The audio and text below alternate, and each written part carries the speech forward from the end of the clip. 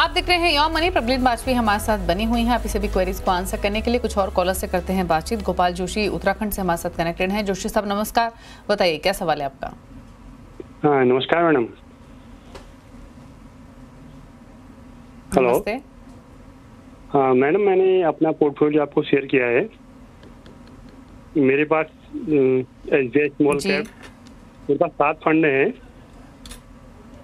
SBI small cap fund, SBI contra, ICICI prudential equity and debt fund, ICICI prudential blue chip, Nippon India multi cap fund, HDFC BF और HDFC 630 cap direct fund.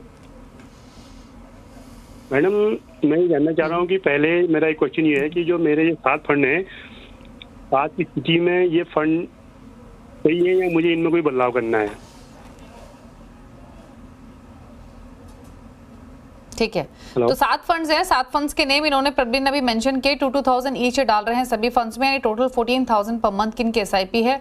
अभी हाल ही में शुरू की है, कुछ महीने पहले ही 1 लाख रुपए इकट्ठा कर पाए हैं। 10 ईयर्स का होराइजन है। जानना चाहते हैं 10 ईयर्स में कितना कॉर्पस इकट्ठा कर लेंगे, प्लस जो फंड चुने हैं इन्होंने, क्या इसमें कोई बदलाव की जरूरत है? बताइए आपकी तरफ से क्या सजेशन रहेंगे। जी 14,000 की जो SIP है, इनके पास जो 7 फंड है, पहले हम लोग देखते हैं कॉर्पस कितना बनेगा दिवाली इनका। अगर हमने 10 इयर्स में 12% का XIRR हासिल किया तो करीबन 35 लाख बन सकते हैं इनके। अगर हमने 15% तक का हमें पोर्टफोलियो रिटर्न्स मिले तो भी करीबन 43-44 लाख ही जमा कर पाएंगे। अगर थोड़ा अपना इन्वेस्टमेंट होराइजन बढ़ा सकें करीबन 15 साल तक, तब करीबन 77 लाख तक ये पहुंच सकते हैं। 80 तक भी पहुंचेंगे, 85 तक, अगर थोड़े बेहतर रिटर्न मिले। तो ये हो गया इनका कि कितना पैसा बन सकता है। इनके पास 2 हाइब्रिड फंड्स हैं। तो अगर तो गोपाल जी ने अपनी रिटायरमेंट के लिए SWP पॉइंट ऑफ व्यू से ये पोर्टफोलियो क्रिएट किया है तो आप हाइब्रिड फंड्स को कंटिन्यू करिए, वरना फिर हमें हाइब्रिड फंड्स की रिक्वायरमेंट नहीं है। सो इनके गोल पे डिपेंड करेगा। इनके पास जो बाकी फंड्स हैं, जैसे ICICI का इक्विटी डेट हो गया जो हाइब्रिड ही है, और इनका बैलेंस एडवांटेज, इनके आपस के भी पोर्टफोलियो जो ओवरलैप्स हैं ओवरऑल काफी हैं। एंड जो इनका पोर्टफोलियो 7 फंड्स का क्रिएटेड है वो काफी ज्यादा लार्ज कैप की तरफ टिल्टेड है।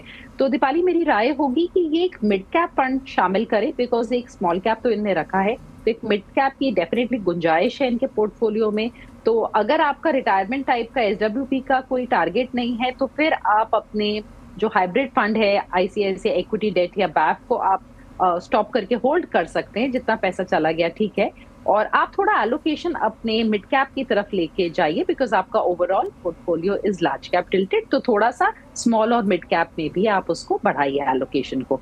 तो ये ब्रॉडली कुछ सलाह है आपके लिए। ओके, चलिए अब बात करते हैं अमनदीप सिंह की। ईमेल के थ्रू इन्होंने सवाल भेजा है हरियाणा से। 39 इयर्स इनकी एज है। 22,000 पर मंथ की SIP चल रही है। SIP कहाँ कर रहे हैं वो फंड्स में बता देती हूँ। पराग Pareek flexi cap 4,000 per month, HDFC defence fund 3,000 per month, 2,000 each डाल रहे हैं 4 फंड्स में, जिसमें एक Axis blue chip, UTI Nifty next 50 index, Motilal Oswal mid cap और निप्पॉन स्मॉल कैप। साथ ही इनके पास क्वांट स्मॉल कैप है 3,000 ईच, कैनरा बुको स्मॉल कैप। तो यानी लगभग इनके पास 4 फंड्स हैं 2,000 ईच के, 2 फंड्स है 3,000 ईच और 2 फंड्स है 4,000 ईच। तो टोटल इस तरीके से 8 म्यूचुअल फंड्स हैं इनके पास। अब इनके क्वेश्चंस क्या है? फिलहाल पोर्टफोलियो की वैल्यू 19,000, यानी 22,000 की SIP, पोर्टफोलियो की वैल्यू ये 19 लाख रुपए इकट्ठा कर चुके हैं। 2035 तक कितना कॉर्पस, यानी 11 ईयर्स का इनका टाइम होराइजन है। उस पर्सपेक्टिव से जानना चाहते हैं कि फंड सिलेक्शन इन्होंने कैसा किया है। 4,000 और ऐड करना चाहते हैं, यानी 26,000 की इनकी फिर SIP हो जाएगी।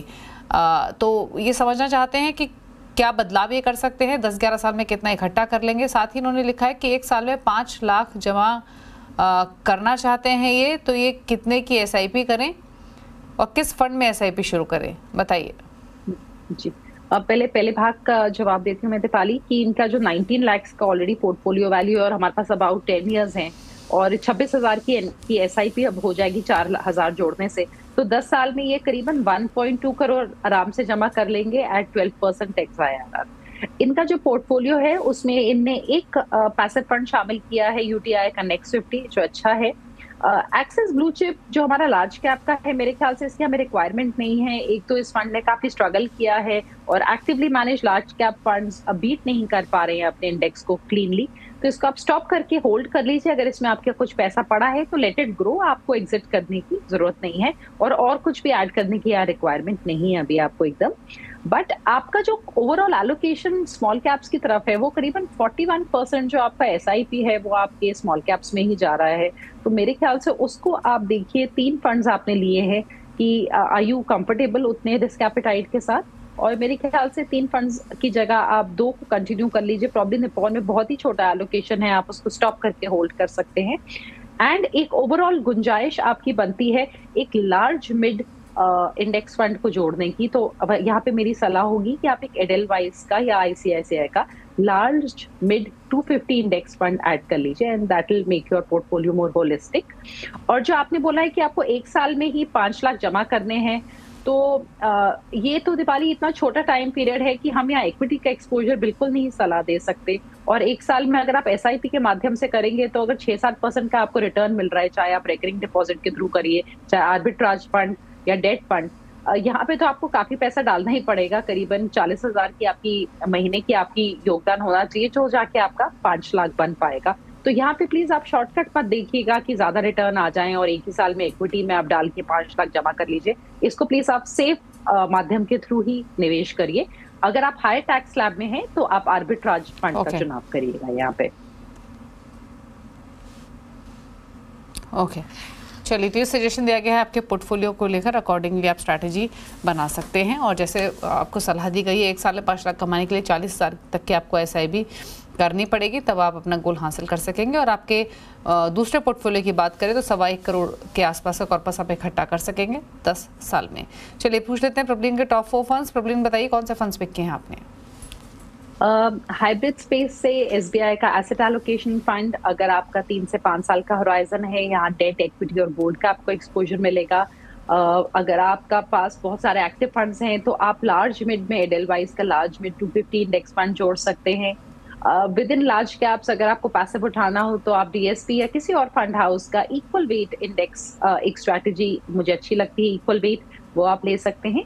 एंड अगर आप मल्टी कैप फंड देख रहे हैं तो मेरे ख्याल से Kotak multi cap is interesting because इनके पास बैंक्स काफी कम हैं और ज्यादा जितने एक्टिव फंड्स हैं उनके पास बैंकिंग में काफी एक्सपोजर होता है एंड इनका अच्छा मैनेजमेंट है in the large mid and small cap space. तो ये कुछ फंड्स हैं जो निवेशक देख सकते हैं अपनी ड्यू डिलिजेंस करने के बाद। ओके, तो SBI multi asset allocation fund, Edelweiss large and mid cap 250 index fund, DSP Nifty 50 equal weight index fund और साथ ही कोटक मल्टी कैप, ये चॉइसेस है प्रॉब्लम की तरफ से, नोट कर लीजिए। और ये कंप्लीट फंड्स हैं एक पोर्टफोलियो, कंप्लीट पोर्टफोलियो के हिसाब से। थैंक यू प्रॉब्लम शो में आने के लिए और सभी क्वेरीज को आंसर करने के लिए, थैंक यू। इसी के साथ योर मनी में देते हैं, ब्रेक के उस पार भी खबरें जारी हैं। नमस्कार।